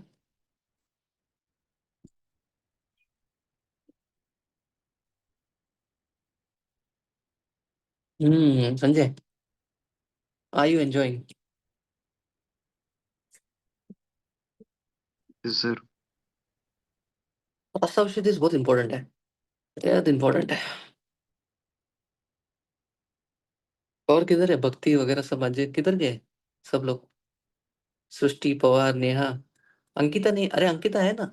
ओ अंकिता, तू तो रसशास्त्र एमडी है, तू तो यस और नो बोलना ही चाहिए। देखो किधर है, कैमरा भी ऑन कर तू। ओ अंकिता, कल के लेक्चर में तुमको बताओ क्या हुआ? आस्था थी, मैं उसको पंजाबी में जानबूझ के बोल रहा हूँ कि ईसीजी विच तेनू वेव्स दिखिया सी, ऐसा सब बोल रहा हूँ। वो अचानक से बोलती है मला मराठी येते। मैं तो चौंक ही गया, पंजाब में कैसे मराठी आ रहा है इसको, हम लोग को नहीं आ रहा है इधर महाराष्ट्र वालों को नहीं आ रहा है इधर मराठी। उसको कैसे यार, और इसकी लैंग्वेज में इंटरेस्ट है। लेकिन तूने नोटिस किया अच्छा, उसको सिर्फ मराठी आती है, बाकी कोई लैंग्वेज नहीं आती। थोड़ा सा हम्म वो अजय अजय को समझा। अरे कहाँ गई रे अंकिता। अंकिता अंकिता रिस्पॉन्ड नहीं करती है ऐसे टाइम पे, जब उसका जरूरत है तब रिस्पॉन्ड करेगी, जब एज अ रसायन एंड अपुनर्व। Yes Rohit sir, you are right. सीतोपलादी can be used as a रसायन है ना, अपुनर्व चिकित्सा। नीज वीर्यन, ये द्रव्यम द्रव्यम इज इम्पोर्टेंट वर्ड इन श्लोक। हाँ हाँ हाँ, ये भी बराबर है। चलो अच्छा है। अच्छा मैं तुमको ये बोल रहा था, रस सिंदूर के बाद एक भस्म है प्रवाल भस्म। तुम इसको अंडर एस्टिमेट करते हो। तुम क्या लगता है प्रवाल भस्म पित्त पित्त पित्त पित्त ही है, तुम उसको यूज नहीं करते हो। लेकिन उसका श्लोक पता है क्या है? त्रिदोष शमनम बल्यम विशेष कफ वातानुत, उसका श्लोक है। त्रिदोष शमनम बल्यम विशेष कफ वातानुत, और श्वास के अंदर उसका इंडिकेशन आया है। तुम लोग अगर ध्यान से देखोगे ना, तो श्वास के अंदर उसका इंडिकेशन आया है प्रवाल भस्म का। अभी ये ना रस तरंगिणी को तुम ध्यान से पढ़ो आज। उसको एक है ना, जो बार बार टॉन्सिल्स का कंप्लेन करते हैं, उसकी वजह से उनको इश्यू होता है बच्चों को, तो उसके अंदर ड्रग ऑफ चॉइस क्या बोला पता है? प्रवाल भस्म बोला है। मैं भी पढ़ा ना कल, मैं बोला यार सही है ये तो। कल मैं एक बार एक और ड्रग पढ़ा, पता है मरीच, मरीच के बारे में क्या होता है? उसके अंदर कोई तो रेफरेंस में ऐसे लिखा है सर्व सर्व पीनस जेशु, मतलब सब प्रकार के पीनस में तुम मरीच यूज कर सकते हो। यार क्या पॉइंट्स है, पढ़ने जैसा है। आदर्श निघंटु और रस तरंगिणी ना, मेरे को ऐसा लग रहा है कि मेरे सारे बुक्स एक साइड हो गए और आदर्श निघंटु और रस तरंगिणी एक साइड। पूरा प्रैक्टिस उस पर डिपेंड है पूरा पूरा। रस तरंगिणी और आदर्श निघंटु जो कि ड्रग्स है अपने, मतलब काष्ठ औषधि से वाले। तुमको पता है ना आदर्श निघंटु, पता होना चाहिए। ठीक है, चलो अभी प्रवाल भस्म हो गया है। हाँ, अभी तुमको और एक पॉइंट बताता हूँ। एक सेकंड में ना पीपीटी थोड़ा सा शेयर करता हूँ। कहाँ गया शेयरिंग वाला? Screen start. हाँ, देखो ये अभी जो स्लाइड है ना, इतने सब स्लाइड्स में सबसे इंपॉर्टेंट स्लाइड यही है, प्राण व स्रोतस रसायन। तुमको बताओ क्यों? अपुनर्व चिकित्सा वगैरह सब बात सही है, लेकिन शायद तुमको पता नहीं होगा कि अंतरकर वैद्य बहुत बड़े वैद्य थे ड्यूरिंग 65 to 88 90s में। और पोदार का बहुत नाम था, एक्चुअली अभी भी नाम है, मैं निकला हूँ यहाँ कहाँ से, नाम है उनका पोदार। तो पोदार का जो नाम था ना, वो अंतरकर सर की वजह से बहुत ज्यादा था। और अंतरकर सर के ही जो स्टूडेंट है वो तातेड़ सर है, प्रकाश तातेड़ सर। तुमने इन सबका नाम सुना होगा क्योंकि इन्होंने बहुत काम किया पोदार में। They are actual Podarites, real Podarites. तो अंतरकर सर का ना एक ट्रायल और टेस्टेड प्राणोसरोस का रसायन का एक योग है, तो वो तुम्हारे सामने अभी मैंने रखा है। लघु मालिनी वसन प्लस अब्रक भस्म प्लस 64 पिप्पड़ी। ये प्राणोसरोस का रसायन है। मतलब प्राणोसरोस का इम्यूनिटी बढ़ाने के लिए, या फिर जिसको एलर्जी है रिकरेंट, जिसको प्राणोसरोस के बार बार बीमारी होती है, जिसको श्वास हुआ है लेकिन अभी वो रेमिशन फेज में है, तो उसको बल देने के लिए ये कल्प तुम यूज कर सकते हो। लघु मालिनी, अब्रक और 64 पिंपड़ी। और अंतरकर सर का जो बुक है, अ, दो बुक्स है एक्चुअली, वो कहीं नहीं मिलेगा, तो वो मेरे पास है। मेरे को है ना तुमको फनी किस्सा बोलता हूँ। ये तुमने देख लिया ना, फनी किस्सा बोलता हूँ सुनो। एक किसी को बताना मत, मैं तुमको ऐसे ही बता देता हूँ। किसी को बताना मत, फनी है, माइक कैमरा ऑन करो, बता दो फनी किस्सा है। अ, बताना मत किसी को, ऐसे तुम क्या है वैद्य में घूमते हो, मेरा बता दोगे, मेरा प्रैक्टिस का प्रॉब्लम हो जाएगा। प्रकाश तात्या सर बहुत बड़े में थे। Actually he has mastered allopathy and with respect to ayurveda also. तो he has used ब्रोथवा चिंतामणि इन इनफैक्ट वगैरह दोज डेज में 90s में। तो वो बहुत पोदार में इस सबका नाम है, इन सबका इनका आर्टिकल्स भी है वो बुक में। बुक इतना कुछ खास नहीं है, ठीक ठाक ही है, लेकिन उनके जो वो टाइम के जो कल्प है वो अभी भी आज भी वर्क करते हैं। मैंने भी 2-3 यूज किए उसमें से, अच्छे हैं। मैं तुमको भेजूंगा भी एक आध, मेरे को अच्छा लगा तो। कैमरा तो ऑन करो, बता क्या हुआ कि तातेड़ सर एक प्रोग्राम में आए थे। मैं थोड़ा सा उनको बोलने के लिए मैं गया, बोला सर मैं पीजी स्टूडेंट हूँ और मेरे को ना स्किन में इंटरेस्ट है, ऐसा सब बात है। और क्या है, तुम कहीं भी पीजी कर रहे हो कुछ नहीं कर रहे हो ना, तुमको वो पीजी का ये क्या है, मतलब टॉपिक थीसिस का टॉपिक क्या पूछते ही है। अब भले ही तुम थीसिस एकदम पंचट करो, लेकिन कोई भी मिलेगा ना तुमको पूछता है थीसिस क्या किया, थीसिस क्या है, एमडी का विषय क्या होता। अब विषय का क्या करोगे तुम, हमको मालूम है हमने विषय कैसा किया है उसको। वो थीसिस का टॉपिक पूछते हैं यार लोग। तो वैसे सर ने मेरे को पूछा थीसिस का टॉपिक वगैरह क्या था, मैंने स्किन का ही लिया है, मैंने एक्जिमा ऐसा। तो बोलते ये एक बुक है मेरे पास, अंतरकर सर का, वो तू देख, वो बहुत सही है बुक, वो मैं तुमको देता हूँ। तो सर ने अवेलेबल करके दिया। एक्चुअली कहीं अवेलेबल नहीं है, वो पुधार के लाइब्रेरी में अवेलेबल नहीं है, वो किसी के लाइब्रेरी में अवेलेबल नहीं है, वो साइन की है लाइब्रेरी में, साइन कॉलेज है उसके लाइब्रेरी में अवेलेबल थी। तो सर ने ना उनकी बेटे के थ्रू मेरे को अवेलेबल करके दिया। और फिर मेरे को लगा कि सर ने अवेलेबल करके दिया है भाई। तो सर बाद में मेरे को बोलते हैं 500 रुपीज। ये क्या बात हुई, उनको बुक देना है, बुक तो 500 रुपये। तो मैं बोला ठीक है ऑनलाइन कर देता हूँ। सर बोलते नहीं नहीं नहीं, मेरे को वो कैश ही चाहिए। तो फिर मैं भूल गया, वो निकल गया सब टाइम, मैं भूल गया, अपने को याद नहीं रहता। अब मैं बोला क्या है ये बुक का तुम पैसे मांग रहे हो, इतने बड़े हुए डॉक्टर हो गए, ऐसा मेरे को लगा भी। ठीक है, नहीं दिया, मैंने भूल गया, मैं भी भूल गया और सर को याद था, लेकिन सर मारवाड़ी है ना कम्प्लीटली, सर को याद था। तो एक प्रोग्राम में मेरे को मिलते हैं, बोलते हैं अरे आदित्य, एक मुलगा है, मैंने एक लड़का है जो पोदार में स्किन में काम करता है, वो है ना, उसके पास एक बुक है मेरा, तो उससे 500 रुपये लेना था रे मुझे। तो बोला कि अभी कैसे बोलूं मैं ही हूँ वो लड़का। सर ने जानबूझ के बोला ये। बोला सर मैं ही हूँ वो। बोले हाँ अरे तेरा 500 बचा है ना। तो ऐसा जहां भी वो मिलते थे ना, तो ऐसा थोड़ा सा दिल दे, अब मेरा वो रह जाता था, अब देने को तो रहे, अपन कैश रखते ही नहीं थे। और सर ऑनलाइन नहीं, ऑनलाइन नहीं, देना ही देना पड़ेगा। फिर कभी तो ऐसे मेरे को मिस कॉल दे देंगे, मैं अभी इतना बड़ा डॉक्टर कॉल कर रहे हैं, तो फिर मैं फिर से रिटर्न कॉल किया सर को। अरे नहीं नहीं वो गलती से लग गया था, गलती से लग गया था। अच्छा सुन सुन सुन, वो तेरा 500 रुपये बचा था। अरे यार ये मेरे को बोला कि भाई देख, वो भी 500 नहीं दिया ना, और अगर गलती से सर निकल लिए, मतलब तो वो उनका भूत तेरे को हॉन्ट करेगा। वो 500 रुपये दे दे भाई। और मेरा होता, मैं दे सकता हूँ 500, लेकिन मेरे हो नहीं पाता था, कैसे दूं कैसे दूं, भूल जाता था ऑन रेसिडेंसी वगैरह में। फिर ना एक बार उन्होंने मेरे को उनका कुछ तो मैसेज का ये था, जरूरत था। तो मैं मैसेज किया उनको, तो सर का मैसेज आया 500 रुपीज। अरे यार अभी क्या, अभी तो देना ही पड़ेगा, सीरियस हो गया है अभी तो ये सब। तो सर ने एड्रेस भी भेजा, पोदार के पास में रहते हैं सर, वर्ली में। बोला चल sir, tomorrow I am coming at your home. हाँ, तो ऐसा मैसेज मैंने सर को लिख करके भेजा। तो फिर मैं जा नहीं पाया, शायद नेक्स्ट डे मेरा लेक्चर या फिर कुछ था, जा नहीं पाया। तो सर का इवनिंग में मैसेज आता है, अरे तू आज आया नहीं।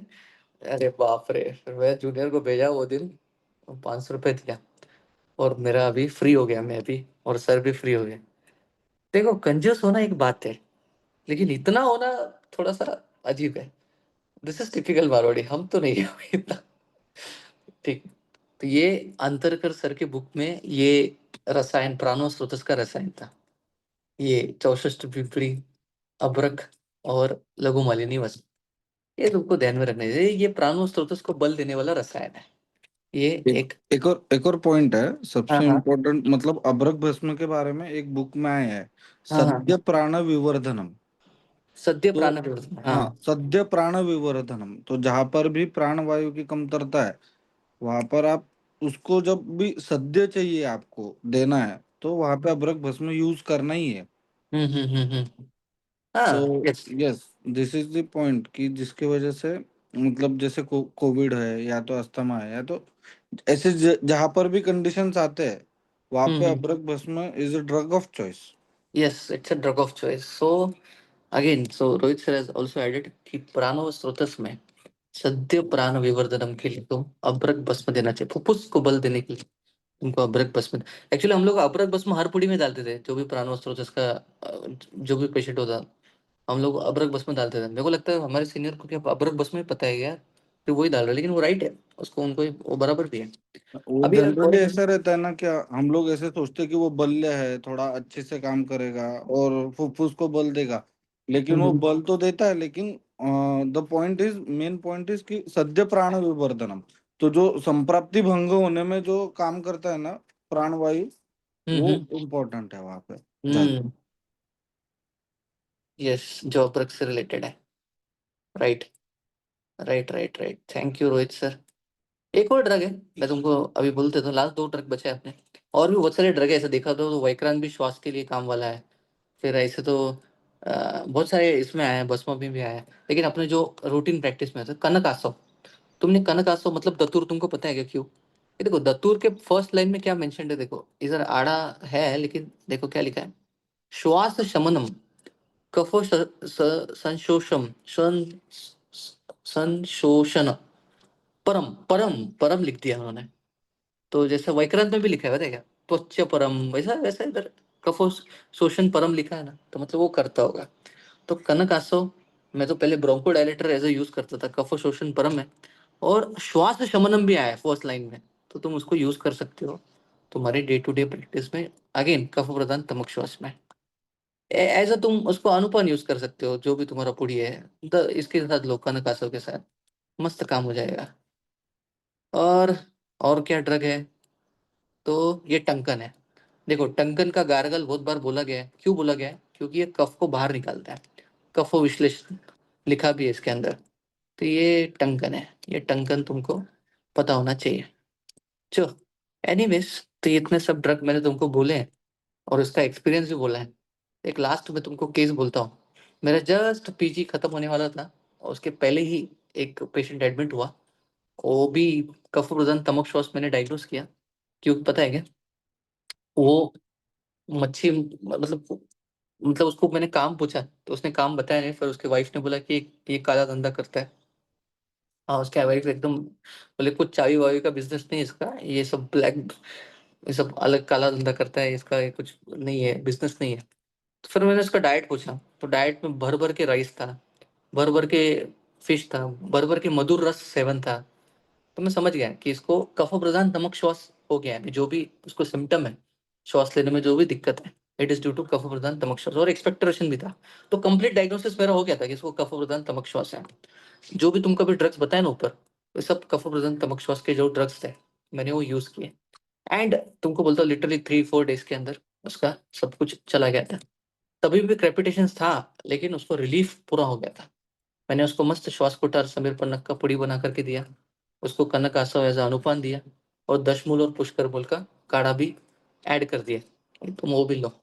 मस्त मस्त मस्त हो गया। तो ये सब ड्रग्स बहुत जल्दी वर्क करते हैं, तुमको याद रखना चाहिए। ये सब ड्रग्स बहुत जल्दी वर्क करते हैं, तुमको याद रखना चाहिए। अभी लास्ट पॉइंट क्या है, कि मैंने कफ प्रदान तमक श्वास के बारे में बहुत बात की, वात प्रदान के बारे में बात नहीं की। बताता हूँ क्या है। अगर किसी को वात प्रदान तमक श्वास है ना, तो तुम्हारा ट्रीटमेंट क्या होता है पता है क्या, तेल पान। और तेल पान का मतलब क्या होता है, कि तिल तेल, यस तुम यूज कर सकते हो, अगर उसको मल विबंध नहीं है तो। लेकिन अगर किसी को मल विबंध है, तो तुम तिल तेल यूज मत करो, क्योंकि उससे और कॉन्स्टिपेशन होगा। ऐसा एक रेफरेंस भी आया है कि वो मल विबंध करा सकता है तिल तेल। बट तुमको अगर यूज करना ही है तेल पान के लिए, तो तुम महानारायण तेल यूज करो, 10 ml, 15 ml, 20 ml। तुम मॉर्निंग में महानारायण तेल यूज करो गर्म पानी के साथ, तो तुम फिर उसका इफेक्ट देखो। और बार बार तुम यूज कर सकते हो, क्योंकि प्राणव स्रोत है ना, तो तुम मुंह उसको यूज करो।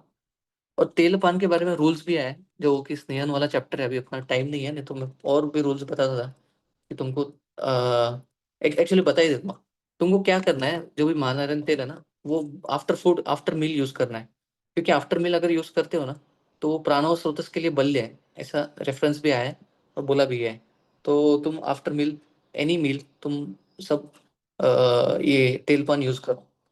दूसरा पॉइंट इस बहुत ज्यादा इंपॉर्टेंट क्या है बताइए, ये पॉइंट है, कहीं भी बस्ती का उल्लेख नहीं है श्वास में, कोई भी संहिता में। लेकिन वेलनकर सर का मैं स्टूडेंट हूँ, तो वेलनकर सर बस्ती यूज करते हैं। वो क्या बोलते हैं, बस्ती का उल्लेख नहीं है, लेकिन अगर प्योरली वात प्रधान तमक श्वास है ना, तो तुम बस्ती करा सकते हो। तो सर का यशस्वी चिकित्सा में ना आर्टिकल भी है बुक में, महेश ठाकुर सर का जो बुक है ना यशस्वी चिकित्सा, उसके अंदर आर्टिकल भी है कि बस्ती कैसे काम करता है इन प्राणोस्रोतस फॉर वात प्रधान तमक श्वास। वायु का अनुलोमन ही बहुत ज्यादा इंपॉर्टेंट है ना। और मुझे ऐसा लगता है कि तुम अल्टीमेटली वायु को ही ट्रीट कर रहे हो। तुम देखो, तुम कुछ भी बोलो, तुम वमन करा रहे हो तो क्या कराते हो, वायु को ही नियमन करा रहे हो। विरेचन करा रहे हो, वायु को ही नियमन करा रहे हो। बस्ती करा रहे हो, वायु को ही नियमन करा रहे हो। भले ही तुम्हारे सामने जो दोष है वो कफ और पित्त है, लेकिन जो बैकएंड में दोष है वो तो वात ही है ना। तो वात सबसे ज्यादा इंपॉर्टेंट है, इसलिए तुम एनिमा वात प्रधान तमक श्वास में कर सकते हो। और इवन शंखवटी जैसे ड्रग्स भी वात प्रधान तमक श्वास में तुम लोग एक्चुअली तुम्हारी युक्ति के हिसाब से कुछ अपने हिसाब से दे सकते हो।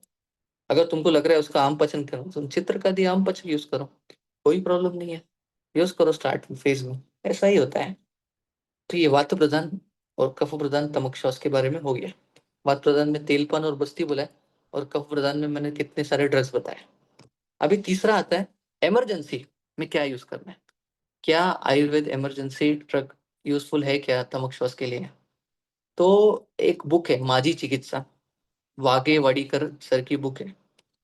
एक छोटी सी बुक है, उसके अंदर एक्सप्लेनेशन नहीं दिया है क्यों, लेकिन एक कल्प दिया है, महालक्ष्मी विलास अलॉन्ग विद मधु। अगर तुम यूज करते हो तो वो तुम्हारा इमरजेंसी एक्यूट एक्सर्सिबेशन के लिए काम का है। तो उसको टीडीएस में दे दो, महालक्ष्मी विलास विद मधु, 3-4 बार दे दो, तो शायद तुमको इफेक्ट जल्दी दिखेगा। ये मैंने ट्राई नहीं किया है मतलब 1-2 बार, लेकिन आई डोंट नो, वो एक्यूट एक्सर्सिबेशन इतना सेटल हो जाते हैं ना वहाँ आके। क्योंकि हम लोग स्टार्ट में क्या करते हैं, नेबुलाइज कर देते हैं, क्योंकि हमको रिस्क नहीं चाहिए, ऑलरेडी पेशेंट कैजुअलिटी में आया है, we nebulize them, we give them IV steroid, then we admit them and फिर कंप्लीटली उसको आयुर्वेदा पे डालते हैं। तो मैंने एज सच इमरजेंसी में उसको यूज नहीं किया है। लेकिन तुमको एक अच्छा सा लाइन बोलता हूँ, अगर वात प्रधान तमक श्वास बार बार लग रहा है और जो रोगी है वो दुर्बल है, तब तुम ना कोई भी इमरजेंसी आयुर्वेदिक ड्रग होगा जो भी है, तुम यूज मत करना। ये मेरा एक्सपीरियंस है। तुम एलोपैथिक सीधा जंप करो उधर, क्योंकि ऑलरेडी वो पुरुष है और ऑलरेडी वो वात प्रधान है, तब रिस्क नहीं लेने का। हाँ, अगर वो बलवान है वात प्रधान है तो तुम थोड़ा सा एक ट्राई कर सकते हो। और कफ प्रधान है बलवान है तो तुम वमन वगैरह भी करा सकते हो, सद्य वमन वगैरह। लेकिन अगर वो वात प्रधान है और दुर्बल है, नो नो नो, इसमें तो एलोपैथी टेंशन मत लो, क्योंकि उधर बहुत ज्यादा कॉम्प्रोमाइज हो सकता है। हाँ। इमरजेंसी के अंदर अभ्यंग वगैरह ऐसा कुछ किया है क्या? हाँ, किया है, स्नेहल किया है, लेकिन जनरली हमारा कैसा था पदार्थ है ना, हम लोग कैजुअलिटी में पेशेंट देखते थे तो हम उधर अभ्यंग वगैरह ज्यादा नहीं, हम लोग सीधा उसको ठोक देते थे स्टेरॉइड। नहीं नहीं नहीं, ये जो हाँ। दुर्बल और कृषि पेशेंट के अंदर जो बोला, हम्म उस पेशेंट में बात कर रहा हूँ। जनरली तो अपन करते ही अभ्यंग, हम्म। बट इमरजेंसी के अंदर भी ऐसे पेशेंट में अभ्यंग can be game changer. Hmm. Game changer है। गेम चेंजर अभी नेक्स्ट टाइम मेरे क्लिनिक में आया है, अभी करता हूँ एक बार अभ्यंग। Okay okay. नहीं, अच्छा इफेक्टिव तो है, करना चाहिए। कभी कभी क्या होता है कि अपन भी थोड़ा सा कॉन्शियस होते हैं यार, कि क्यों एक साथ। नहीं खुद के नहीं, ये जो ये कब तक कर सकते हैं, जब तक आप गवर्नमेंट इंस्टीट्यूशन में आप काम कर हाँ, रहे हो तो करो। प्राइवेट प्राइवेट ओपीडी में नो रिस्क। नो रिस्क या, क्योंकि हाँ। क्या है, वो पेशेंट एक बार आया है, वो एक लास्ट बार ना आए ना मतलब पहली बार आया, पहली बार निकल लिया, तो ये चलता है। नहीं। हाँ, थोड़ा सा ठीक है, जाने दो, देखते हैं। ये तो था पूरा श्वास के बारे में। I hope you guys are satisfied with the श्वास टॉपिक, और भी तुम पढ़ो इसके बारे में, लेकिन इतना याद। ऐसे ऐसे हाँ ही बोल। इसमें एक और ड्रग है भल्ला तक। भल्ला तक क्या भी एकदम गेम चेंजर है। मतलब वरना तक हमारे कैसे यूज करने का।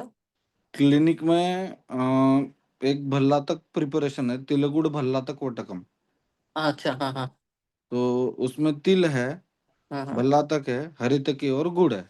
ओके। सो हम लोग क्या करते हैं, तिल गुड़ और हरितकी इसका कॉम्बिनेशन कर लेते हैं, और उसमें परसेंटेज अभी अनुभव के अनुसार भल्ला तक तेल मिला देते हैं, हम्म। एंड उसकी वड्डी बना के उसको देते हैं। तो ये it is an best combination for वातज प्रतिष्ठा है, या तो फिर आपका कफज श्वास हो या वातज श्वास हो, दोनों हम्म में, दोनों तीनों में एकदम भल्लातक बेस्ट यूज होता है। सबसे इजी टू मतलब एडमिनिस्टर भल्लातक, तो उसका जो तेल मिलता है, तेल तो बहुत जगह पे मिलता है, तो आप हम्म उसको दूध में मिला के 1 ड्रॉप सुबह दोपहर शाम, बस। लेकिन इतना आपको ध्यान में रखना है कि पित्त प्रकृति का लड़का नहीं चाहिए, या तो हम्म मतलब पित्त प्रकृति नहीं चाहिए आपको वहां पे। हम्म अदरवाइज फिर आप उसको घी में ऐड करके दो, तो मतलब पैसिफाई करना है आपको किसी ना किसी चीज के साथ। लेकिन भल्ला तक काम एकदम मस्त करता है। और एक भल्ला तक मशी भी यूज करता है, हम्म विच इज वेरी सेफ।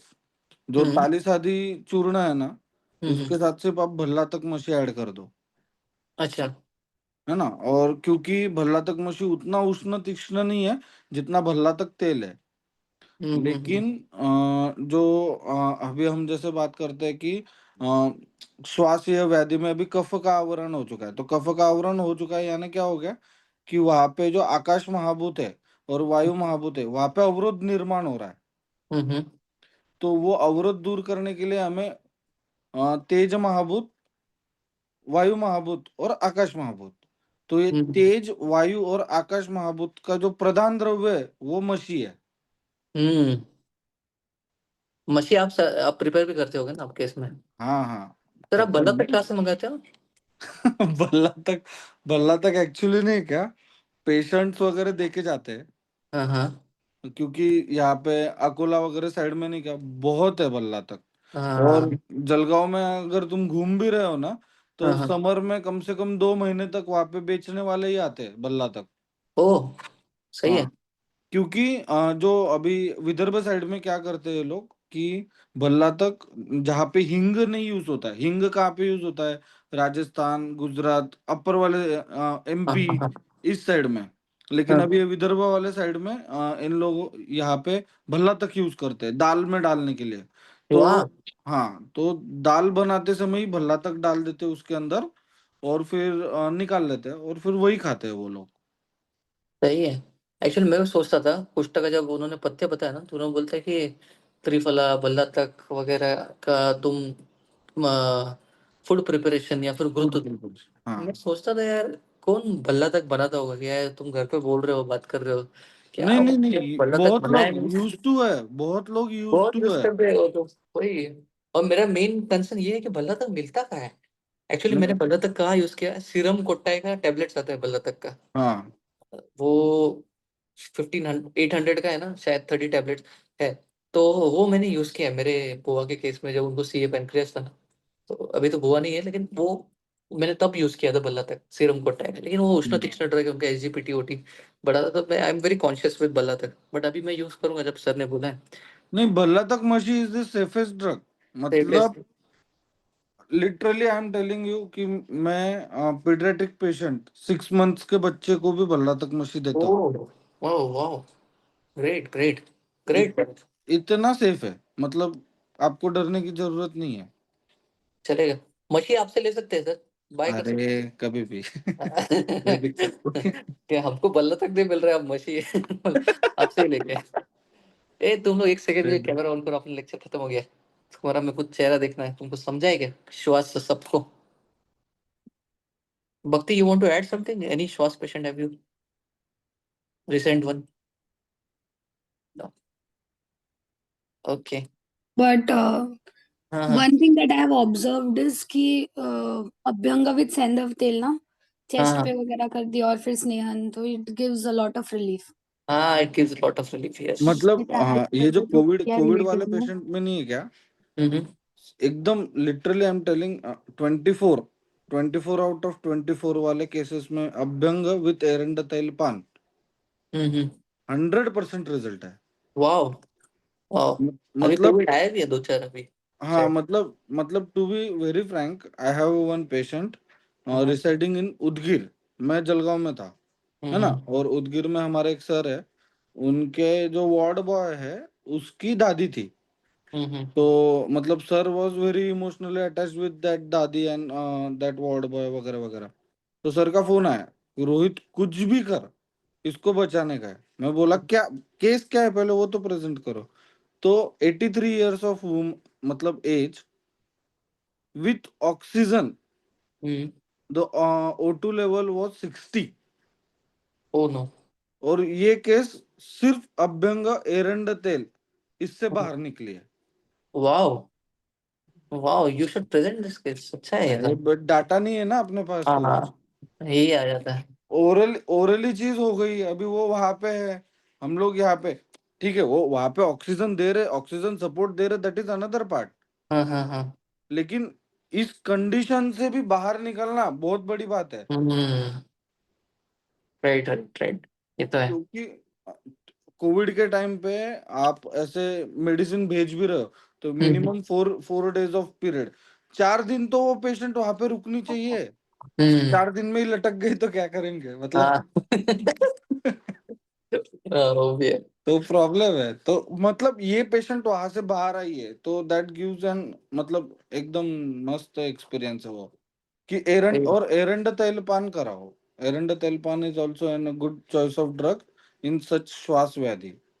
आपका क्योंकि वातज। ये भी कफवात शामक है ना, वो आम पाचक हाँ, भी कफवात शामक है और वातानुलोमन भी है। तो तुम्हारा हाँ, सब काम कर रहा है रेंडल वो भी। Yes, exactly. हाँ तो यष्टि मतलब हाँ मेरे हाँ 100 पेशेंट्स में 90 पेशेंट के लिए एरंड तेल रहता है। हाँ, तो रहना ही चाहिए। अच्छा है। यस भक्ति मैडम, क्या बोल रहे थे आप? यष्टि 3 एंड हनी, मतलब अच्छा, ये इट, आपका कंपनी, हाँ हाँ। हाँ, एंड कंटकरी इफ यू नीड ऐसा, एंड डिपेंड्स वाता वगैरह की कफ वात कैसा है क्या है, बट हम्म देन ये तो अभी तक has worked a lot in कंठ रिलेटेड एनी पेशेंट, मतलब हम्म। आई टोल्ड यू ना वोकल कॉर्ड पॉलिप का हाँ, वगैरह मैंने भी, कल पढ़ा मतलब हो, मैं रिप्लाई देना देना रहेगा, सॉरी। यस मुझे भी यस। विश्वास नहीं हुआ ये कैसे हो गया। नहीं, अच्छा अच्छा। वो केस आपको अच्छे से डिस्कस करेंगे जब अपना होता है ना, आपको बोलूंगा। Yes yes.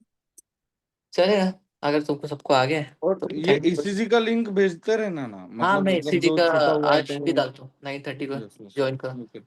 और thank you for joining and thank you Rohit sir and भक्ति मैडम नहीं, नहीं। For adding. अच्छा रहता है। और अपना नेक्स्ट वीक तुम बोलो, अभी स्किन का दो या फिर हाइपरटेंशन, तुम्हारे ऊपर है। मेरा क्या है? Next week hypertension, skin. Hypertension हाँ, बाद में लेना थोड़ा। चलेगा, नेक्स्ट वीक हाइपरटेंशन ले बिजी है लेंगे। काफी। 3 दिन हाइपरटेंशन ले लेंगे, मस्त। थोड़ा आयुर्वेदिक पैथोलॉजी भी अपन थोड़ा ढूंढते हैं इसका, हाइपरटेंशन का, कि मैंने भी रक्त, देखे पेशेंट देखे। एक्चुअली मैंने बहुत लोगों से कोरिलेशन उसका रक्त पित्त के साथ हाँ, सुना, रक्त पित्त वाला ही पैथोलॉजी, हाँ हाँ। है ना। लेकिन वो कितना वर्क होता है, दैट इज क्वेश्चन। मतलब अभी उतना उसके ऊपर बोलने जैसा कुछ काम नहीं हुआ है कि अपन कुछ पुटअप कर सकते हैं। हम्म। क्योंकि क्या है, हम लोग जो पुटअप करते हैं ना, दैट पीपल लाइक, हाँ सर ने बोला है मतलब होता ही होगा। ऐसे रहता है वो। वो होता है। तुम्हारा पेशेंट अलग है एक्चुअली, ऐसा बोल रहे हैं। वो मेरे को भी इंस्टाग्राम पे आते हैं कि आपने बोला था इससे रिजल्ट आता है, मेरे को नहीं आया। तुम्हारा अलग है पेशेंट, मेरा अलग हाँ, था, कंडीशन अलग थी। वो बराबर है। वो तो है ही। चलो, मतलब yes, okay, bye bye. Yes.